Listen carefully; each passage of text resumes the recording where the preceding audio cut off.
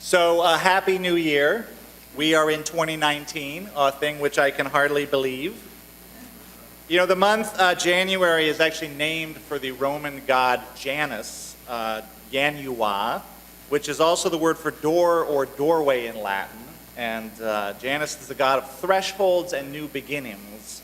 And the god is always depicted as a figure with two faces, one facing forward, one facing back, both anticipating the future and learning from or reflecting on the past. I think that's a fine spirit with which to greet a new year. A few weeks ago, I was reading the poem A Few Words on the Soul by the poet Wislawa Szymborska, which was our reading for today. And I was struck by the line where the poet says, "The soul takes up residence in us when we are curious about everything and sure of nothing." This seemed to me to be a very Unitarian Universalist line of thinking, right? Our way of being religious is the way of asking questions.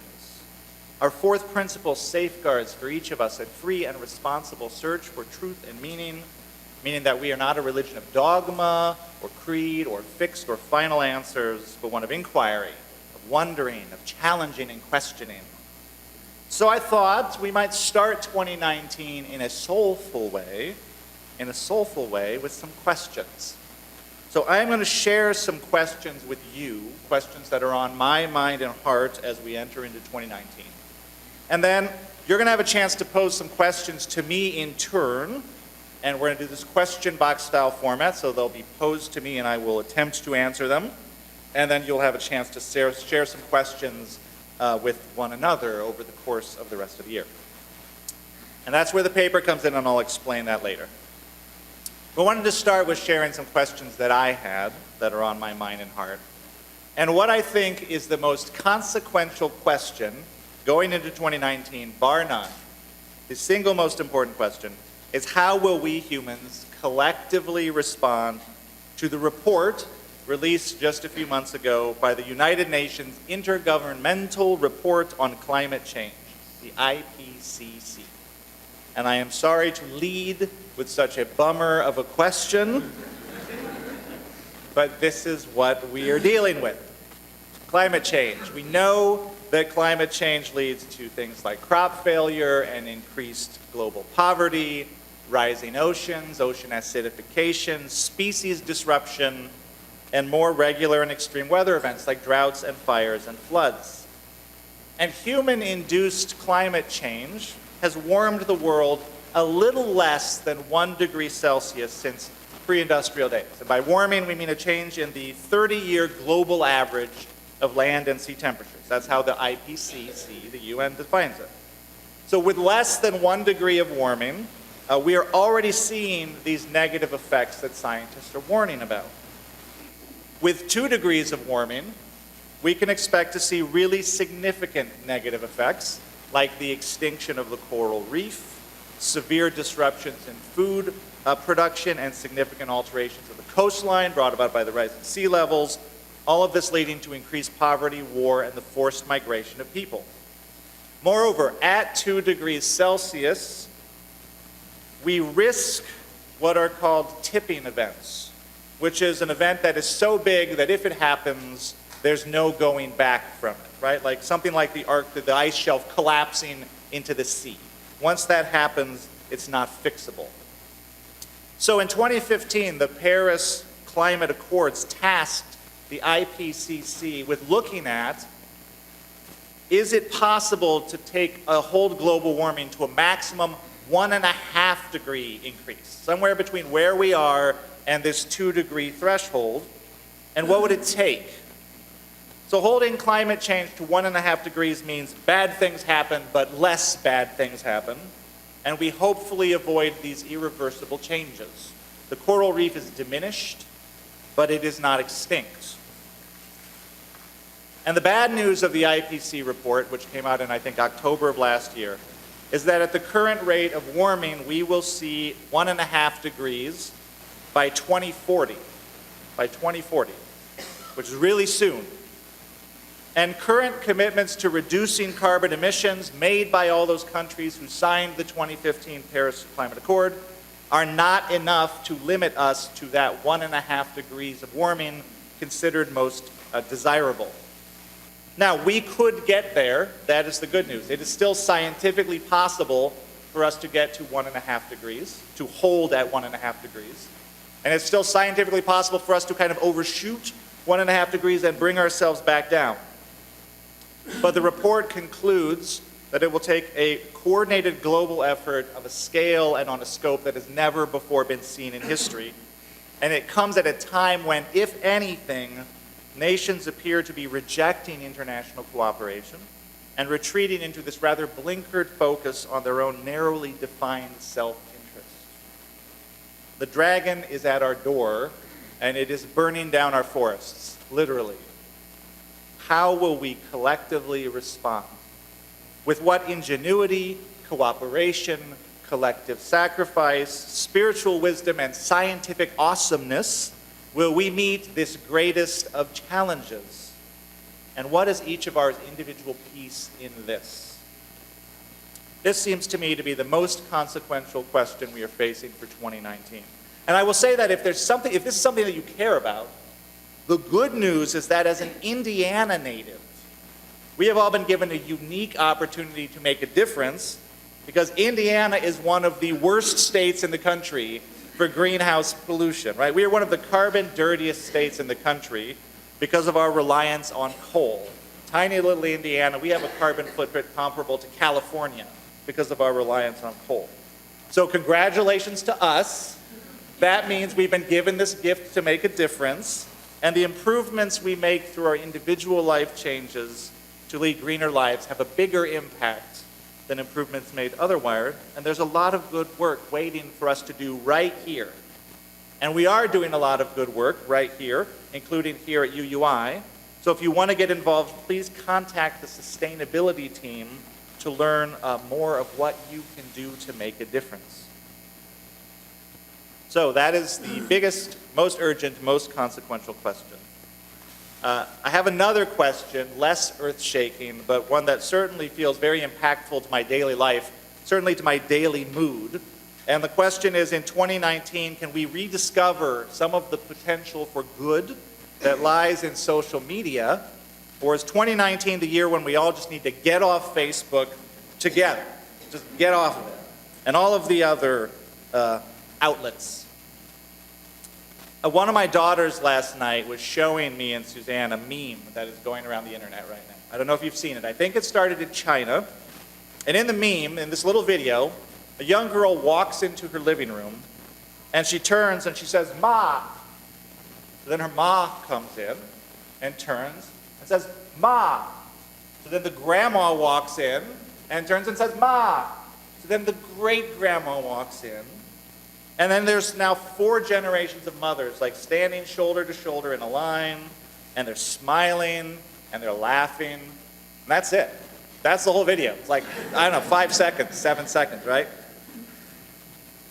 But now people are posting videos like this all over the world, Just a few seconds of these like goofy amateur cell phone videos of parents and children of multiple generations calling to generations, these little capsules of love and connection. And it's fun, and it's funny, and it's also amazing and beautiful. And my question for 2019 is, why is there not more of this online and less of people tearing each other to pieces in a million different ways? In 2019, can we embrace all of the historically unprecedented opportunities we have to connect with one another in a way that leads to more kindness and more compassion in the world rather than less? Can we see more clearly the ways in which we care for one another and are cared for, and lean into that? And putting this in terms of our UU principles, can we foster a culture that promotes the inherent worth and dignity of every person? And what is our piece in that? And can we hold that intention that I'm going to live my life in a way that fosters the dignity of every person that I encounter? And finally, last question that I'm going to ask, and you'll have a chance to ask some questions. And this is sort of the awe question, the wondering question, right? The biggest pure wondering question that I have for 2019 is actually a holdover from 2018. 2018 is the year that I first learned that trees have a social media network of their own, and they use it to talk to each other.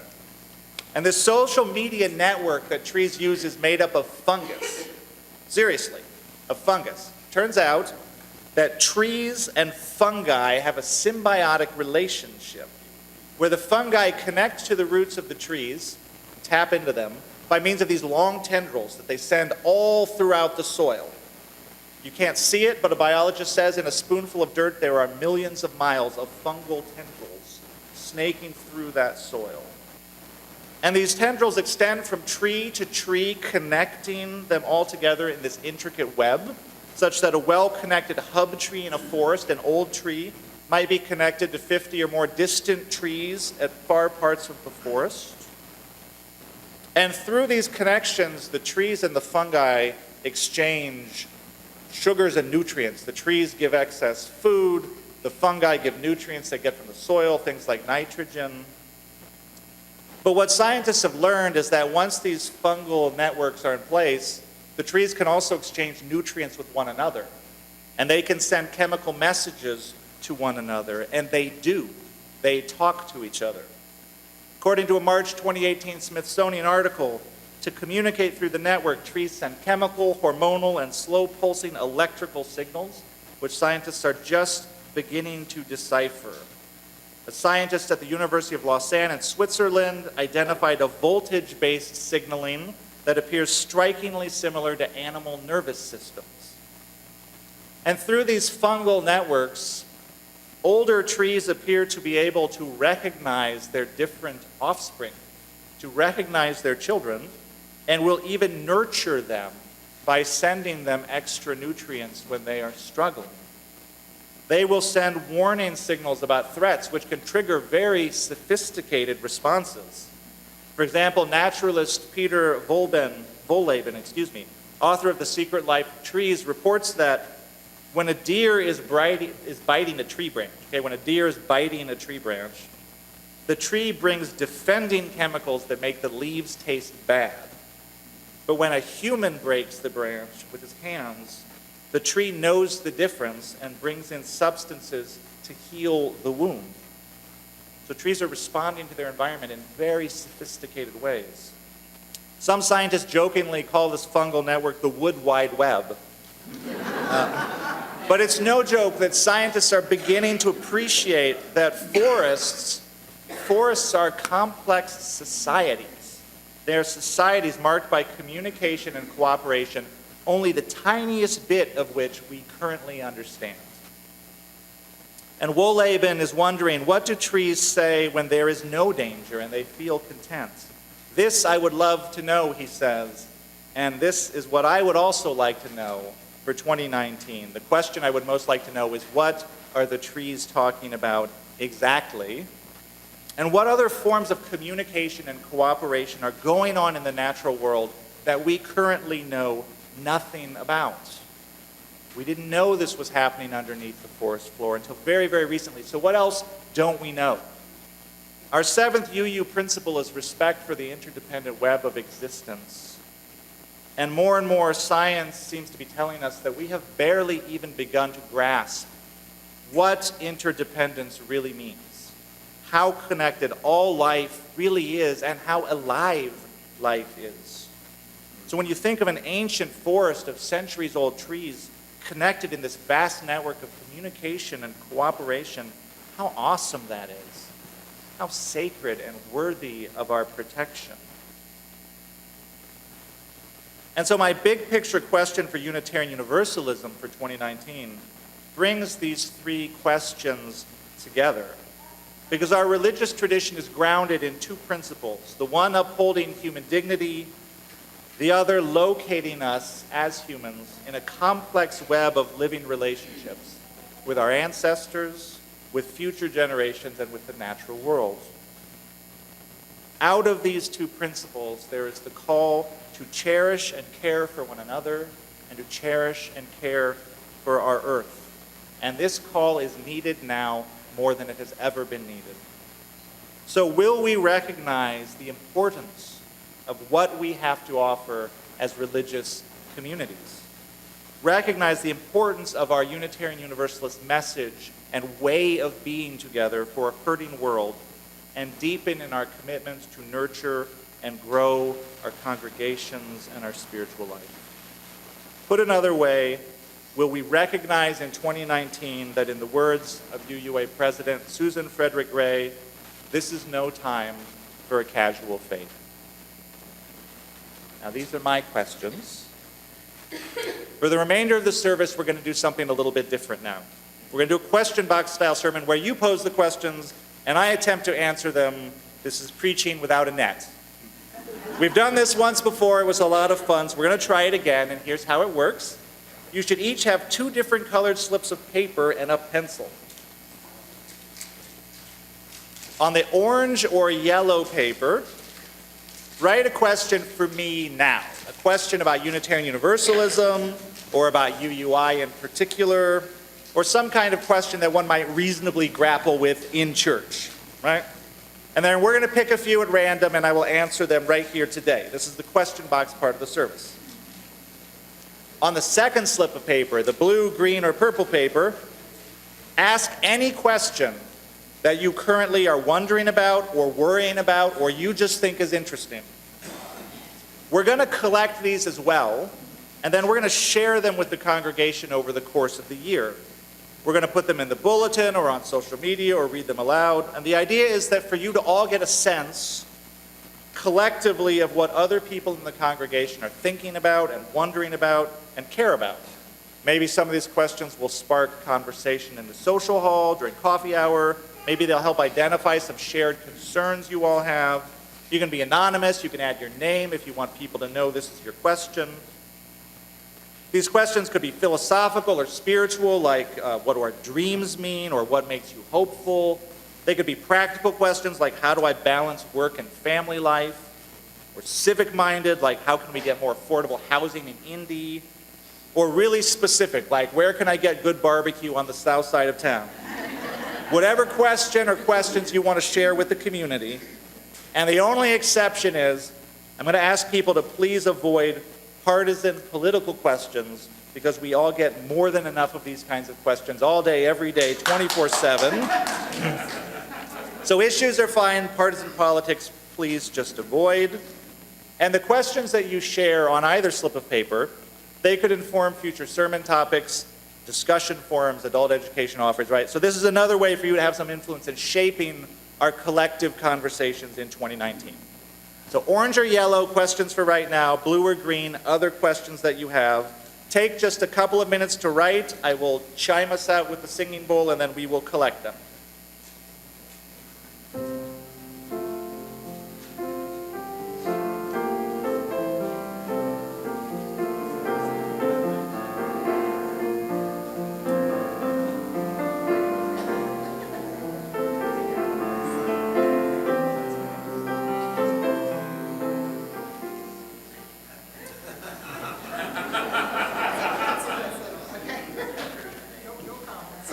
It's all right, it's all good. It's all good. Okay. Outside of a church-related activity, which of our 7 principles have you recently thought of and in what context? Outside of church, the UU principle that, there's really 2 that I have been working with most intensely. One of them is acceptance of one another and encouragement to spiritual growth. So as someone who is in seminary, I spend a lot of time dealing with the spiritual growth side of our religious faith. I spend a lot of time in reading and theological reflection.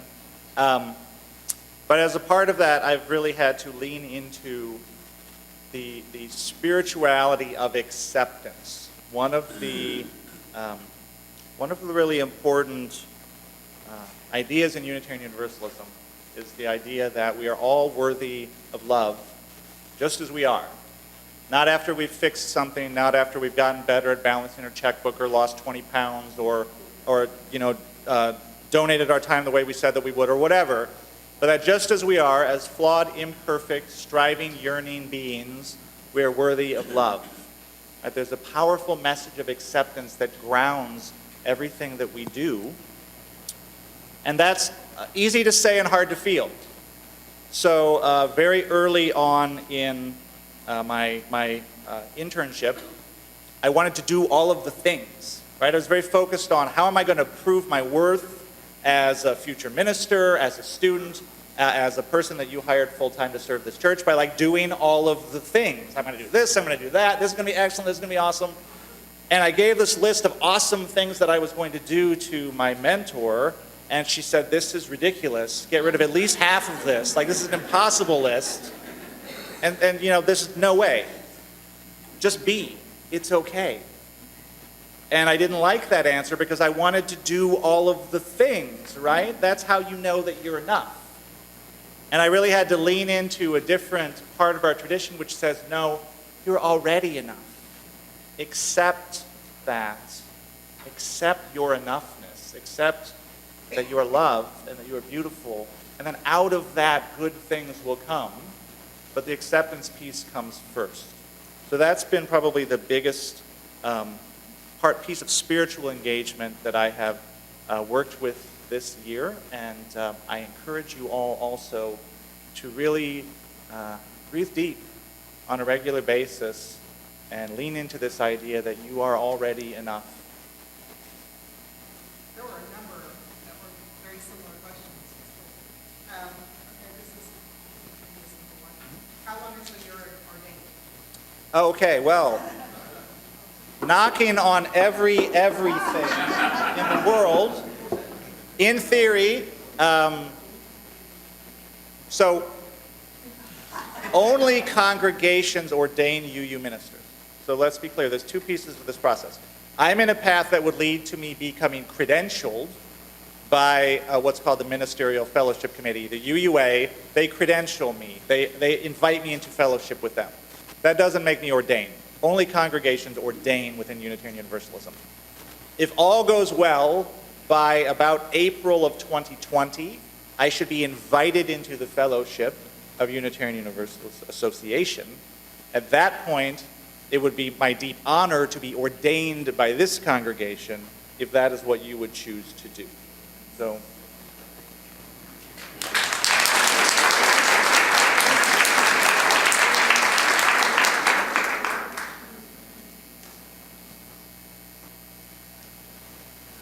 How can I better connect and form relationships with other UUI members? Okay, so hopefully this process that we're going through right now will help connect and inform UUI members. That's one of the reasons that we're doing it, so we can get an understanding of what lies on everyone's hearts and minds. But I'll throw out a few things. So there are regular discussion forum offerings. There's a Credo forum that meets the first Sunday of every month. There's the Big Questions forum, Pub Theology forum that currently meets the third Tuesday of every month here at UUI.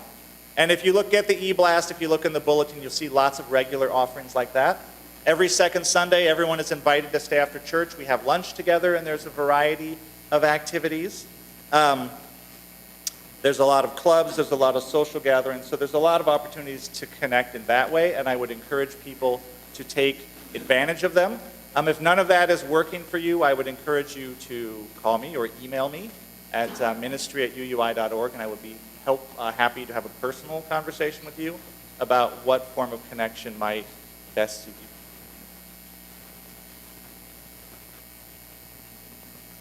Can I add join a committee? Join a committee. Do you have a committee? How do we love those that hate, or how do we see people that hate as equal to us? So this is one of the hardest questions. Unitarian Universalism is not an easy religion to practice, and its principles require a lot of spiritual depth of us that is challenging. It's challenging. And our first principle asks us to uphold the inherent worth and dignity of every person, and our other principles ask us to act with kindness and compassion and generosity of spirit. And so this is a question that we get a lot.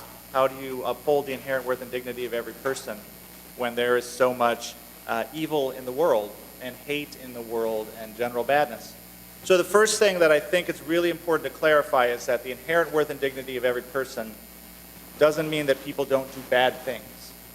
It doesn't mean that people don't have hate in their hearts. It doesn't mean that people don't make terrible mistakes or commit acts of violence or whatever it is, right? Human beings are imperfect creatures. So it is really important that when you're honoring the inherent worth and dignity of every person, you understand that you still have the right to protect yourself, because you also have inherent worth and dignity, right? So inherent worth and dignity doesn't mean that you have to suffer abuse. It doesn't mean you have to let people be hateful towards you or hurt you. You have a right to establish boundaries and keep yourself safe and protected in a way that works for you. When I'm confronted with ugliness in the world, what I do for myself personally is I reflect on how vast the human soul, spirit, personality, whatever word you want to use, really is. We are so much bigger than we know. And in this lifetime, we will only uncover even the smallest part of our potential. And here, this is the faith component for me. I really believe in the transformative power of love. I really do. So when I'm encountering something that is incomprehensible to me in its ugliness, I remember that I don't know what has brought this person to this point in their journey, but I do know that they are larger than this point in their journey. They are larger than whatever ugliness they are enmeshed in. And reserving for myself the right to keep myself safe and to keep my family safe and to do what I need to do to protect people that I love, I still believe in the potential of love to reach even the most closed of hearts and to open even the most closed of minds. And it doesn't always happen quickly. It doesn't happen easily. But that is something that grounds my faith. And I feel that our principles call me, again, to practice regularly kindness and compassion and generosity out of that faith. And it's not easy. It's something that I have to intentionally bring myself back to again and again. Let's take this last question since we're at... How can we improve the racial diversity of the I think that is not the way that I would frame that question, because the racial diversity of UUI is not a judgment on whether we're doing things right or doing things wrong or need to do things differently, right? People will go where they want to go. There's a million different reasons to go to a church or not go to a church. The question that I would ask, and this congregation has continued to ask, has been asking for many years, is how do we better live into our aspiration to be a welcoming, beloved community where all people feel valued and where all people feel that their inherent worth and dignity is upheld? And that means a couple of different things, but most consistently it means doing the work to challenge our own assumptions. Because the reality is, going back to some of that imperfection and ugliness in the world, we were all raised in a culture of white supremacy. It just is what it is. It's a fact. That doesn't make us bad people. That doesn't make us guilty of some terrible sin. It's just reality. And none of us got out of that upbringing without having been touched by it in some way. So knowing that about myself, and knowing that I'm called to uphold everyone's inherent worth and dignity, and knowing that I want this community to be welcoming to all, I have an obligation and a really strong desire to constantly be looking at myself and saying, how has this culture of white supremacy, how have these systems I've been raised in affected me? How does it drive my assumptions? How does it drive my reactions? And to breathe through that, and to educate myself, and to really listen. This is the most important part, to really listen to the voices of people that are different than me in some way. And that could mean people of color. It could also mean transgender people. It could mean people with different abilities, right? There's a lot of difference that we welcome into this space. People with different political opinions, people with different class backgrounds. This community holds a lot of difference, a lot of different life experiences. And so the most important thing is that we listen to one another and listen with generous and open hearts. And we believe people when they tell us about their experiences. And when we do that, if we do that consistently, if we do that lovingly, then the community that we end up with, regardless of what it looks like, will be a community that is worthy of who we want to be, and a community that could legitimately welcome any person into its loving embrace. That's how I would answer that question.